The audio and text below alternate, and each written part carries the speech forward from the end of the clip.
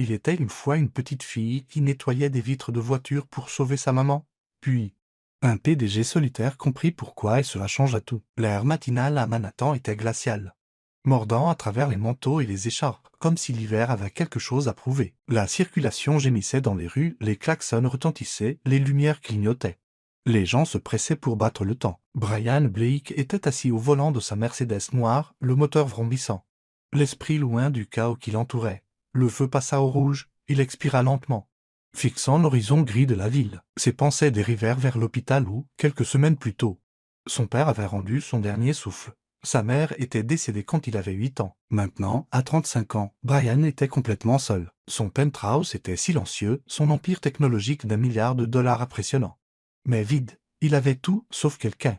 Un léger tapotement sur la vitre le tira de sa torpeur. Il se tourna et vit une petite main pressée contre la vitre. Une fillette, pas plus de 5 ans, se tenait sur la pointe des pieds, le regardant. Ses cheveux blonds dépassaient d'un bonnet tricoté usé. Ses joues étaient rouges de froid.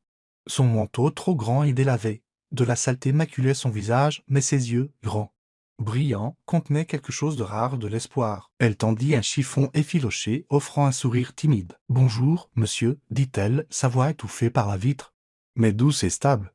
Je peux nettoyer votre vitre pour 5 dollars? J'économise pour aider ma maman à l'hôpital. » Brian cligna des yeux. Il baissa la vitre de quelques centimètres. « Qu'as-tu dit? 5 dollars? Je nettoie très bien. Ma maman est malade, elle est à l'hôpital et je veux aider. » Brian la regarda, stupéfait. Une fillette de 5 ans proposant de laver des vitres, seule, dans le froid? Ce n'était pas possible. « Tu es toute seule ici », elle hocha la tête. « Je reste près de l'hôpital. Je sais quelles voitures sont belles. » Avant qu'il ne puisse dire davantage, elle s'approcha et commença à nettoyer son pare-brise avec une habileté surprenante. Malgré le givre et ses petites mains, elle frottait soigneusement, en équilibre sur le trottoir comme si c'était une seconde nature. Quand elle eut fini, elle revint à sa vitre avec un sourire fier. « Tu vois, je t'avais dit que j'étais doué. » Brian chercha son portefeuille et lui tendit un billet de 20 dollars. Ses yeux s'écarquillèrent. « Non, j'ai dit 5, c'est trop. »« C'est bon, dit-il, garde-le. » Elle secoua la tête. « Ferme, je ne veux que 5. C'est pour aider, pas pour mendier. » La poitrine de Brian se serra. Il échangea le billet de 20 contre un billet de 5 et le plaça délicatement dans sa main gantée. Elle rayonna. « Merci, monsieur. » Puis elle fouilla dans la poche de son manteau et en sortit un bout de papier plié. En bougeant, il lui échappa des mains et atterrit sur le pare-brise. Brian le ramassa. La note, écrite au crayon bleu, disait « S'il vous plaît, mon Dieu, envoyez-nous un miracle. » Ses doigts tremblèrent alors qu'il le lui rendait. Elle le prit soigneusement et le rangea sans honte. « Comment t'appelles-tu » demanda-t-il. Sa voix plus douce maintenant. « Lily. »« Et toi, Brian ?» Elle hocha la tête pensivement. « C'est un joli nom. Ma maman dit que les noms ont un sens. Je pense que le tien signifie corps. » Tranquille. Brian ne dit rien. Il n'était pas habitué à des moments comme ceux-ci, simples, sans filtre. Le feu passa au vert, les voitures klaxonnèrent derrière lui. Lily recula sur le trottoir et fit un signe de la main. Puis, se penchant vers la vitre une dernière fois, elle murmura « Ma maman dit toujours qu'il y a un ange gardien autour de chacun de nous. Je pense que tu pourrais être le mien. » Et sur ce, elle se tourna et courut, disparaissant dans la foule se dirigeant vers l'hôpital. Brian resta immobile, même si la circulation reprenait. Pour la première fois depuis des années, il ne se sentait plus si seul. Il se sentait vu, et quelque part au fond de lui, une question s'éveilla doucement. Et si elle avait raison? Et s'il était le miracle de quelqu'un? Brian Blake était assis dans son bureau d'angle au 42e étage, fixant d'un air absent le gratte-ciel de Manhattan à travers le mur de verre. Le bourdonnement des réunions, les sonneries de téléphone et les clics de clavier s'estompèrent en bruit de fond. Pour la première fois depuis des années, il ne pouvait pas se concentrer. La voix de Lily résonnait dans son esprit, claire, sincère, inoubliable. « Je pense que tu pourrais être mon ange. » Il se pencha en arrière et se frotta les tempes. Des anges, il n'y croyait plus depuis le jour où sa mère était morte, attendant un rein qui n'était jamais venu. Il n'avait que 8 ans, trop jeune pour comprendre le don d'organes, mais assez vieux pour se souvenir de la façon dont elle le regardait avec des yeux fatigués, aimant, et chuchotait « Je suis désolé de ne pas pouvoir rester. Pas de miracle, pas de sauvetage, juste la perte. » C'est à ce moment-là que Brian cessa de faire confiance à l'univers et commença à construire un monde où il pouvait tout contrôler. L'argent, le pouvoir, le résultat, son succès était calculé, sa solitude choisie. Et pourtant, ce matin-là, une petite fille aux joues maculées de terre, une offre de 5 dollars et des yeux pleins d'espoir avait tout bouleversé. Il décrocha le téléphone et appela son assistante. « Anne-Gilles, dit-il, j'ai besoin d'une faveur. Discrète. Bien sûr, il y a une petite fille, Lily. Je l'ai rencontrée devant l'hôpital Saint-Martin.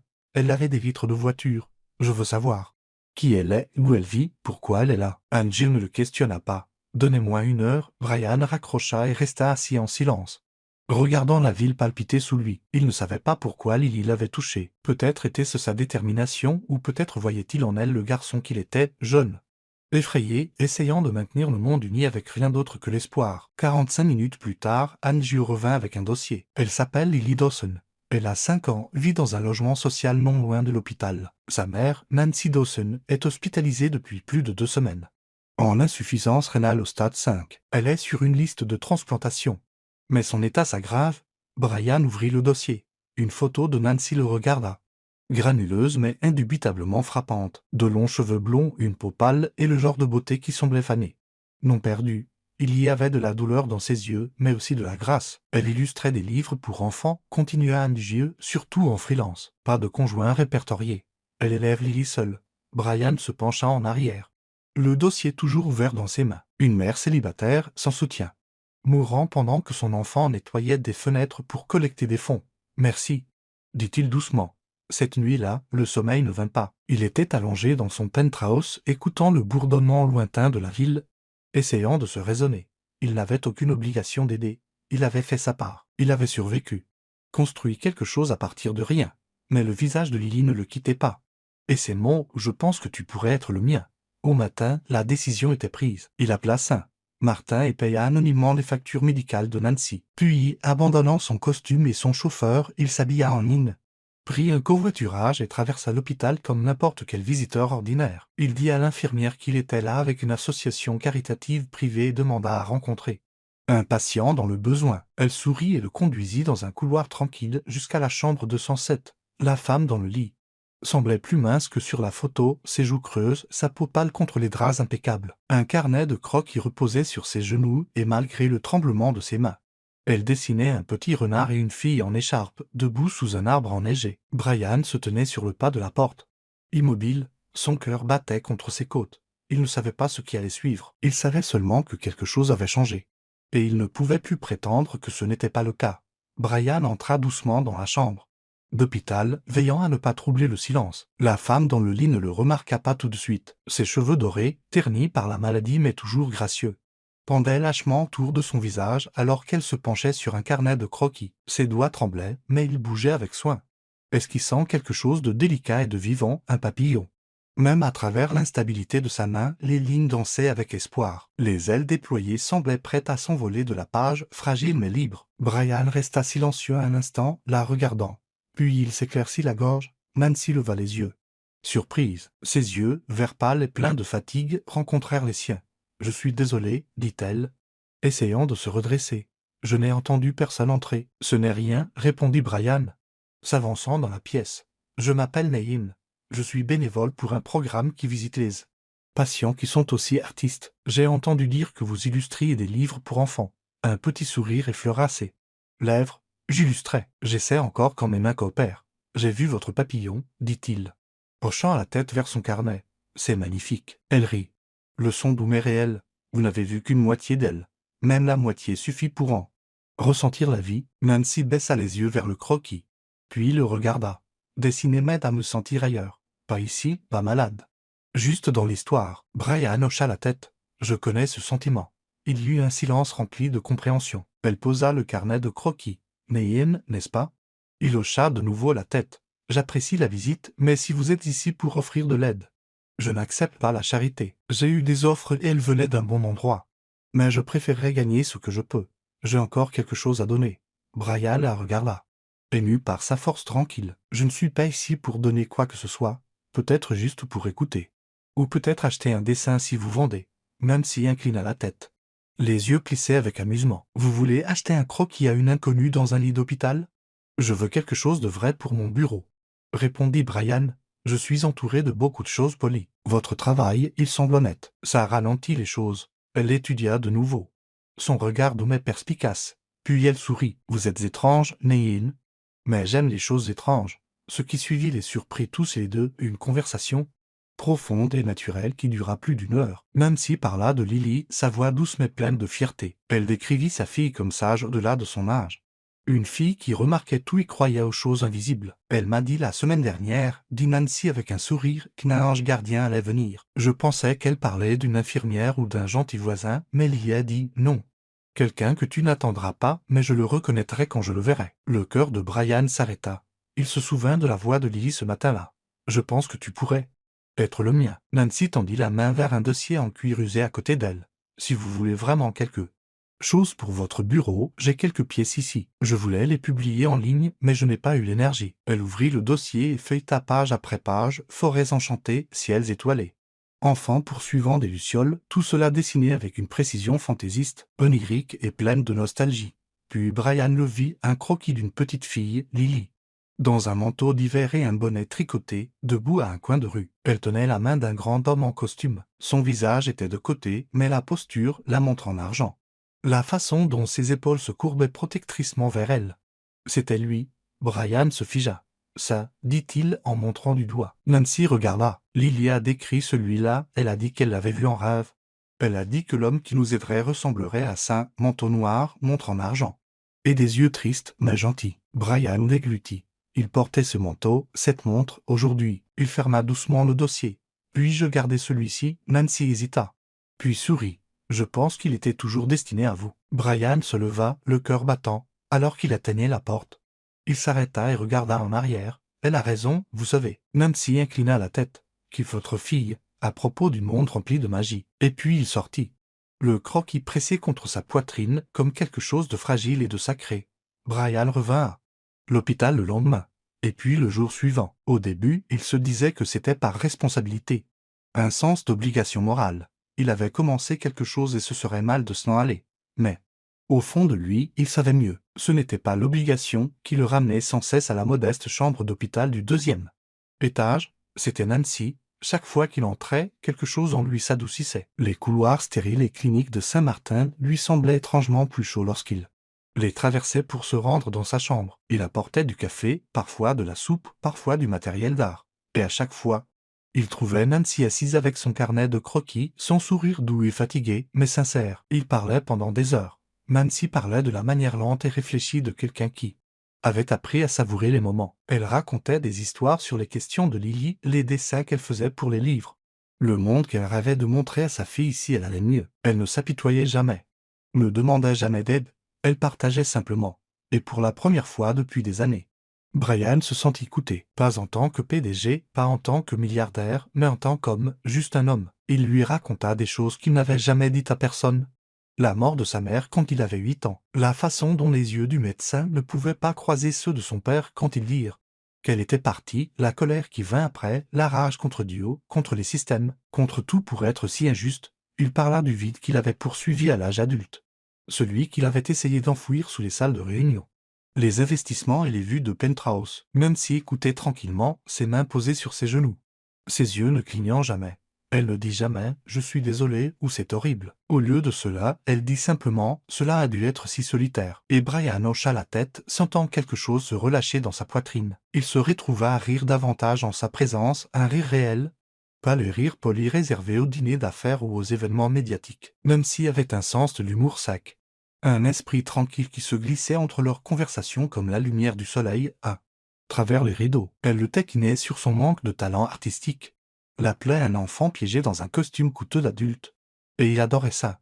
Nancy ne lui demanda jamais ce qu'il faisait dans la vie. Elle l'acceptait simplement, Nein, l'homme qui aimait les contes de fées et la soupe et achetait de nouveaux carnets de croquis à sa fille. Brian, à son tour, commença à changer sans même s'en rendre compte au début. Il annula des réunions pour passer plus de temps à l'hôpital. Il cessa de consulter son téléphone toutes les 5 minutes. Il commença à lire les livres pour enfants que Nancy avait illustrés avant sa maladie. Il se sentait attiré par leur calme émerveillement, leur sentiment d'espoir. Il commença même à sourire aux inconnus. Un jour, il apporta à Nancy une surprise, un contrat d'une petite mais réputée maison d'édition. Il avait parlé avec un éditeur, tout arrangé discrètement. L'éditeur avait vu l'ancien portfolio de Nancy en ligne et avait accepté de lui offrir un contrat de freelance. Elle pourrait travailler depuis son lit d'hôpital. dessiner à son propre rythme et gagner de l'argent en faisant ce qu'elle aimait. Nancy fixa le contrat pendant longtemps, puis leva les yeux vers lui. Les yeux brillants. Comment avez-vous fait? J'ai des relations, dit Brian avec un sourire. Ni n'a des amis dans des endroits étranges. Nancy rit, essuyant ses yeux. Je ne me suis pas senti aussi utile depuis longtemps. Vous avez toujours été utile, dit Brian doucement. Vous avez juste oublié. Cette nuit-là. Après avoir quitté l'hôpital, Brian s'attarda plus longtemps que d'habitude dehors. Le vent de décembre balayait la rue vide, faisant bruisser les branches nues des arbres bordant le trottoir, à travers la fenêtre du 2e étage de l'hôpital. Il pouvait voir la douce lueur dorée d'une lampe de lecture. À travers elle, il vit Nancy, sa tête reposant sur l'oreiller, carnet de croquis sur ses genoux. Profondément endormi, Brian resta immobile, pour la première fois de sa vie d'adulte. Il n'eut pas envie de courir vers la chose suivante. Il se sentait plein, vivant. Et ça l'effrayait. Il s'appuya contre un réverbère, les mains profondément enfoncées dans les poches de son manteau. Éleva les yeux vers les étoiles, rares et faibles au-dessus de l'éclat de la ville. Puis il regarda de nouveau sa fenêtre, ce seul carré de lumière dans un monde sombre, et se murmura « Comment se fait-il que quelqu'un qui est en train de mourir puisse me faire sentir plus vivant que jamais? » L'air à l'intérieur de Saint-Martin était plus lourd que l'hiver. Brian le sentit dès qu'il entra dans la chambre de Nancy ce matin-là. Elle semblait plus pâle, sa respiration plus lente, sa voix à peine un murmure, même ses mains, autrefois si stable avec un crayon, tremblaient trop pour dessiner. Quelques heures plus tard, le médecin prit Brian à part. Son ton était prudent, clinique. Mais même elle ne pouvait cacher l'urgence sous ces mots. Les reins de Nancy s'arrêtent. Loose. Entrons dans des stades critiques. Si elle ne reçoit pas de transplantation dans les 30 prochains jours, elle pourrait ne pas survivre. Brian resta silencieux, les mains serrées dans ses poches. Est-elle sur la liste? Demanda-t-il, bien qu'il connaisse déjà la réponse. Elle l'est, mais vous savez combien de temps cela peut prendre? Surtout avec son groupe sanguin. Brian hocha la tête, l'esprit déjà en ébullition. Ce soir-là, sans rien dire à personne, il se rendit au laboratoire de l'hôpital et demanda discrètement à être testé en tant que donneur potentiel. Il leur dit qu'il était un ami de la famille, pas de nom, pas d'attention. 2 jours plus tard, les résultats tombèrent. Il était parfaitement compatible. Les chances étaient astronomiques. Mais c'était là, clair et indéniable. Il resta assis dans sa voiture sur le parking de l'hôpital pendant près d'1 heure. Le rapport du laboratoire sur ses genoux. Les mains tremblantes légèrement. Une correspondance parfaite. Cela aurait dû être la réponse, un miracle même, mais cela avait un prix. L'administrateur de l'hôpital informe qu'il ne pouvait pas procéder à la transplantation à moins que le donneur ne soit officiellement vérifié, soit comme un membre de la famille proche, soit comme une personne ayant une relation documentée et une justification éthique valable. Brian devrait se manifester, révéler qui il était vraiment. Pas Neil, pas l'étranger gentil, mais Brian Blake, PDG multimillionnaire. Un homme qui avait gardé des secrets. Le conflit brûlait dans sa poitrine comme de l'acide. S'il lui disait la vérité, Nancy pourrait se sentir trahie. Elle saurait qu'il avait caché son identité depuis le début. Elle pourrait penser que son aide était de la charité, de la pitié même. Et il perdrait la seule chose qu'il était venu à chérir le plus, sa confiance. L'intimité tranquille, la façon dont elle le regardait comme une personne. Pas une figure. Mais s'il restait silencieux, elle pourrait mourir. Il ne pourrait pas vivre avec ça. Cette nuit-là. Il resta assis dans sa chambre d'hôpital pendant qu'elle dormait, sa poitrine se soulevant et s'abaissant dans un rythme peu profond. Son carnet de croquis était posé sur la table de nuit, ouvert sur un dessin inachevé de Lily dansant dans la neige. Brian prit un stylo et tourna la page suivante. Il écrivit lentement, soigneusement, laissant les mots venir du plus profond de lui. « Chère Nancy, mon nom n'est pas Neil, mon vrai nom est Brian Blake. Peut-être avez-vous entendu parler de moi. Je suis le PDG de Blake Système. Je ne suis pas venu à vous en tant qu'homme d'affaires ou milliardaire. Je suis venu à vous parce que j'avais besoin de quelque chose de réel. Et puis je vous ai rencontré. J'ai vu la façon dont vous vivez même en mourant, la façon dont vous voyez encore la beauté, la façon dont vous choisissez encore l'espoir. Vous m'avez rappelé ce que c'était que de me sentir humain à nouveau. Je n'ai jamais voulu mentir. Je ne voulais tout simplement pas que le monde dans lequel vous vivez change à cause de qui je suis. Mais maintenant, je ne peux pas rester silencieux. Je me suis fait tester. Je suis compatible. Je peux vous donner mon rat. Non pas parce que vous avez besoin d'être sauvé, mais parce que vous m'avez sauvé la première, que ce soit le miracle que Lily attendait. Et si après cela, vous ne voulez plus jamais me revoir, je comprendrai. Mais je devais essayer. Brian plia doucement la note et la glissa entre les pages de son carnet de croquis. Le lendemain matin, il se tenait devant la salle d'opération, vêtu d'une blouse, le cœur battant sous les couches blanches stériles. Pas de caméra, pas d'entourage. Juste lui et son choix, alors qu'il l'emmenait. Il ferma les yeux et murmura dans le silence si les miracles sont réels. Donnez-lui une vie qui vaut la peine d'être vécue. Je n'ai pas besoin qu'elle sache que c'était moi. Le monde revint à Nancy par fragments, lents, doux et flous. Les bips, les machines, le murmure étouffé des infirmières, une chaleur constante à ses côtés. Elle cligna des yeux sous les lumières de l'hôpital, son corps lourd, sa gorge sèche. La douleur persistait dans son abdomen, mais elle était sourde, lointaine. Comme quelque chose qui arrivait à quelqu'un d'autre. Elle tourna la tête et vit Lily recroquevillée sur le canapé près de la fenêtre, profondément endormie sous une couverture d'hôpital, serrant un lapin en peluche. Puis vint la voix de son médecin, douce et calme. « Vous êtes réveillée. C'est bon signe. » Nancy essaya de parler, mais ses lèvres bougèrent à peine. Le médecin sourit gentiment. « La transplantation, c'est bien passé. Vous avez une longue période de récupération devant vous. Mais votre corps réagit merveilleusement. » Les sourcils de Nancy se froncèrent faiblement. Sa voix était rauque lorsqu'elle demanda enfin « Qui était ce ?» Le médecin jeta un coup d'œil à son dossier. « Votre donneur a demandé à rester anonyme au début. Mais nous avons dû le lister pour des raisons légales. Brian Blake. » Le nom ne s'enregistra presque pas au début. Puis le médecin ajouta « PDG de Blake System. Il semble que vous le connaissiez sous un autre. » « Non, mais Le souffle de Nancy se bloqua dans sa gorge. Elle fixa le plafond alors que la réalisation la submergeait. Telle une marée profonde, son cœur battait la chamade alors que des fragments de conversation lui revenaient en mémoire. Ses déviations prudentes, la façon dont il lui demandait toujours des nouvelles d'elle et disait peu de choses sur lui-même, la chaleur dans ses yeux qui ne correspondait jamais à l'humilité de ses paroles. Mais il était Brian Blake. Brian Blake lui avait donné son brin. Le médecin la laissa seule. Et pendant longtemps, elle resta allongée dans un silence stupéfait. Puis elle tourna la tête et vit son carnet de croquis posé sur le plateau à côté de son lit. Avec des doigts tremblants, elle l'ouvrit. Son souffle s'arrêta. Là, glissée entre les pages, se trouvait une lettre, pliée et signée de l'écriture familière de Naum, qui en était venue à signifier plus pour elle qu'elle ne l'aurait jamais cru possible. Elle eut chaque mot. Et à la fin, elle pleurait, silencieusement, librement, sans honte. Les larmes venaient de quelque chose de plus profond que le chagrin. C'étaient des larmes d'incrédulité, d'émerveillement, de quelque chose qui ressemblait dangereusement à de l'amour. Quelques instants plus tard, la porte s'entr'ouvrit. Lily entra sur la pointe des pieds. Son petit visage sérieux et radieux. Elle tenait quelque chose dans sa main. Un petit billet de 5 dollars usé. Nancy regarda sa fille, confuse. « Où vas-tu, mon amour, le voir ?» murmura Lily. « Il est à côté. Ils ont dit que je pouvais lui rendre visite. » Avant que Nancy ne puisse l'arrêter, Lily était partie. Brian était allongé dans la salle de réveil. Les yeux fermés, sa respiration lente mais régulière. Lily monta sur la chaise à côté de lui et tendit sa petite main. Elle plaça doucement le billet de 5 dollars sur sa paume, refermant ses doigts autour. « Je te paie d'abord parce que tu es mon miracle, » murmura-t-elle avec un sourire. Brian bougea, ouvrant les yeux à moitié. Il la regarda, confus au début, puis sourit faiblement. Et, petite, Lily lui serra la main. « Ma maman va être d'accord maintenant. Je savais que c'était toi. Je lui ai dit, tu es notre ange. » La gorge de Brian se serra.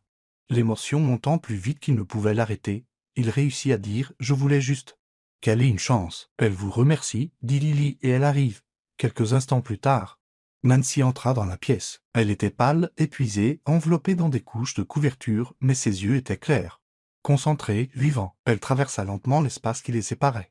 Puis s'assit au chevet de son lit. Elle ne dit rien au début, se contenta de lui prendre la main et de la tenir. Il la regarda, craignant ce qu'il pourrait voir, de la colère, de la trahison, de la distance.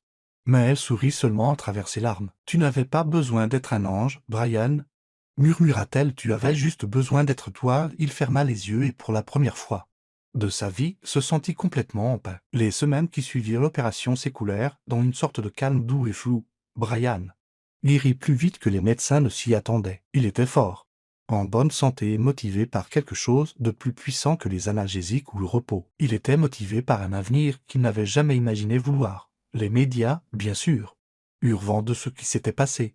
Les rumeurs se répandirent rapidement. Le PDG reclus de Blake System avait subi une intervention chirurgicale majeure, avait discrètement quitté l'entreprise, avait été vu visitant un petit hôpital de la ville plus d'une fois. Des fourgonnettes de presse campaient devant son appartement. Des demandes d'interview s'accumulaient dans sa boîte de réception, mais Brian ne dit rien. Il publia une brève déclaration formelle remerciant son équipe et annonçant sa démission de son poste de PDG avec effet immédiat. Il nomma son ami de confiance et partenaire de longue date comme successeur, déclarant seulement « Il est temps pour moi de vivre différemment maintenant. Puis il disparut. Pas de conférence de presse, pas de tournée d'adieu, juste le silence. Il vendit son penthouse et déménagea dans une maison tranquille en banlieue. Niché près d'un parc avec une balançoire et un jardin qui captait parfaitement la lumière du soleil le matin. La maison était modeste selon ses anciennes normes, mais parfaite car elle n'était pas seulement la sienne. Elle était la leur. La convalescence de Nancy avait été lente mais régulière. Ses couleurs revinrent, son énergie grandit et surtout, son esprit s'épanouit. Chaque jour, elle semblait plus vivante que la veille. Elle riait davantage. Elle chantait en préparant le petit déjeuner. Elle et Lily peignaient des fresques dans le garage et dansait dans la cuisine. Nancy avait cru n'avoir plus que quelques mois à vivre. Maintenant, elle avait des années et elle n'en gaspillait pas un instant. Brian la regardait avec une révérence tranquille. En début de soirée, elle s'asseyait sur le porche arrière avec son carnet de croquis, remplissant les pages de scènes de l'hôpital, de souvenirs de son enfance et d'illustrations douces de la vie qu'elle redécouvrait. Un après-midi, elle se tourna vers Brian et dit « Je suis en train d'écrire notre histoire. Pas seulement la mienne, la nôtre. » Il sourit. « Tu vas faire de moi le méchant ?»« Non. » dit-elle en touchant sa main. Puis le chapitre où tout a changé, Lily s'épanouissait dans son nouveau monde. Elle courait pieds nus dans le jardin, collectionnait des insectes, lisait des histoires à haute voix à sa mère et insistait pour appeler Brian papa. Même avant qu'il ne soit prêt à accepter ce titre, « Tu n'as pas besoin de dire oui maintenant », lui avait dit Lily une nuit en le bordant. « Mais tu le feras parce que les familles n'ont pas besoin de correspondre. Elles ont juste besoin d'aimer. » Brian avait à peine réussi à sortir de la pièce avant que les larmes ne viennent. Il n'avait jamais connu un amour si calme, si guérissant. Il avait passé des années à croire que le succès se mesurait en chiffres, en réalisation, en récompense. Maintenant, le succès ressemblait à des crêpes le dimanche matin, à Lily endormie avec un livre sur sa poitrine, au rire de Lily résonnant dans le couloir. Il n'y avait pas de salle de conseil, pas de marché boursier, pas de titre de journal dans le monde qui puisse rivaliser avec cela. Et dans cette paix, Brian se retrouva, non pas l'homme qu'il avait été auparavant, mais l'homme qu'il était toujours destiné à devenir. Pas un PDG, pas un sauveur, juste un père, un partenaire. Un homme qui croyait à nouveau. Un an plus tard, la neige recouvrait la ville tranquille où vivait désormais la famille Bleak Dawson. Elle couvrait les toits et bordait les trottoirs, donnant l'impression que tout avait été tiré des pages d'un conte de fées. À l'intérieur d'une librairie chaleureuse sur Main Street, des gens se rassemblaient pour le lancement du premier livre pour enfants de Nancy Dawson. Un miracle nommé Brian, autrefois mère célibataire dans un lit d'hôpital. Nancy était maintenant une auteure publiée dont l'histoire touchait les cœurs à travers le pays. Son livre racontait l'histoire d'une petite fille avec de grands rêves, d'une mère fatiguée et de l'étranger qui était entré dans leur vie un matin d'hiver. Il parlait de l'amour trouvé dans les endroits les plus inattendus et du courage, pas de la magie, créant des secondes chances. La dernière page montrait une petite fille tenant la main de deux parents sous un ciel rempli de lanternes flottantes. Il n'y avait pas de mots, aucun n'était nécessaire. Brian se tenait tranquillement à l'arrière, laissant Nancy profiter de son moment. Mais le silence ne dura pas. Il y a une équipe de presse dehors, murmura une employée de la librairie. Ils veulent poser des questions sur la fondation Lily's Wish. Brian hocha la tête. Il n'aimait jamais l'attention, mais cela comptait. En un an seulement, Lily's Wish, nommée d'après la petite fille qui avait cru si profondément, avait aidé plus d'une centaine de patients à recevoir les soins dont ils avaient besoin. Elle mettait en relation des familles en attente de transplantation avec des donneurs, des ressources et de l'espoir. Cet après-midi-là, la fondation organisa sa première réunion annuelle dans une salle municipale voisine. Les familles partageaient des histoires, les bénévoles étaient honorés, et l'amour remplissait la pièce comme la lumière du soleil à travers un vitrail. Brian se tenait au centre, non plus le PDG distant, mais un homme avec un but et une famille. Alors qu'il se préparait à parler, Lily tira sa manche. Vêtue d'une robe bleue avec une petite étoile argentée, elle murmura « Je peux venir avec toi ?» Il sourit et lui tendit la main. Sur scène, Brian regarda la foule, puis la petite fille qui avait changé son monde. « J'ai créé Lily's Wish parce que quelqu'un a un jour cru au miracle alors que je n'y croyais pas, dit-il, parce qu'elle a cru que j'ai trouvé quelque chose qui me manquait, une famille. » Puis Lily s'avança et tendit la main vers le microphone. « J'ai donné 5 dollars à mon papa une fois parce que je pensais qu'il était un miracle, dit-elle, brandissant le billet maintenant plastifié, mais je me suis trompée. » Elle le serra dans ses bras, sa voix douce mais claire. « Il n'est pas un miracle, il est juste tout ce que j'ai toujours désiré. » Les applaudissements montèrent. Mais Brian ne pouvait voir qu'elle. Il s'agenouilla et la serra contre lui. « Tu es la raison pour laquelle je crois à nouveau, » murmura-t-il. Cette nuit-là, sous un ciel de réveillon de mal étoilé, les trois se tenaient près du lac derrière leur maison. Nancy portait un panier de lanternes en papier, Brian allumait chacune d'elles. Lily dansait pieds nus dans la neige, écrivant des vœux dans l'air. Une par une, elle relâchait les lanternes, les regardant dériver vers le haut, dorées et légères, portant leurs espoirs vers les cieux, main dans la main. La petite famille restait immobile et murmura ensemble: « Nous avons demandé un miracle. » Mais l'amour s'était avéré être la chose la plus miraculeuse de toutes, et dans cette lueur, enveloppée de neige et de silence, ils trouvèrent leur éternité, leur foyer. Si cette histoire a touché votre cœur comme elle a touché le nôtre, prenez un moment pour réfléchir aux miracles silencieux qui nous entourent chaque jour, aux petits actes de gentillesse, aux connexions inattendues, à l'amour qui apparaît dans les endroits les plus improbables, parce que parfois, le miracle que nous attendons est simplement quelqu'un qui choisit de rester. Si vous croyez aux histoires qui guérissent, inspirent et nous rappellent ce qui compte vraiment, alors vous êtes au bon endroit. Abonnez-vous à Soulstojin Story pour d'autres récits émouvants comme celui-ci. Des histoires vraies de résilience, de compassion et d'amour qui changent des vies. Merci d'avoir regardé. Et rappelez-vous, même la plus petite lumière peut nous guider chez nous.